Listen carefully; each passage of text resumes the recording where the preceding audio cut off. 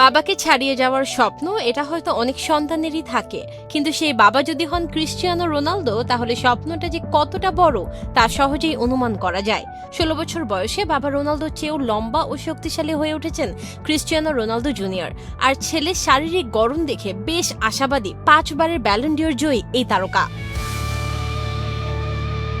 আল নাসেরের একাডেমিতে ছেলের অনুশীলন দেখার সময় রোনালদো বলেন, তার নিজের 16 বছরের তুলনায় জুনিয়র এখন একটু বড় এবং শক্তিশালী। এমনকি তার বিশ্বাস ভবিষ্যতে ছেলে তাকেও ছাড়িয়ে যেতে পারে। তবে রোনালদোর কাছে ফুটবলে সফল হওয়ার জন্য শুধু শারীরিক সক্ষমতাই যথেষ্ট নয়। তার মতে সবচেয়ে কঠিন বিষয় হলো ক্ষুধা, অর্থাৎ আরও ভালো করার তীব্র আকাঙ্ক্ষা। জুভেন্টাস ও ম্যানচেস্টার ইউনাইটেডের একাডেমিতে অনুশীলনের অভিজ্ঞতা রয়েছে রোনালদো জুনিয়রের। 2025 সালে পর্তুগালের অনূর্ধ্ব 15 দলেও খেলেছেন তিনি, আর 2026 সালে জায়গা পেয়েছেন অনূর্ধ্ব 16 দলে।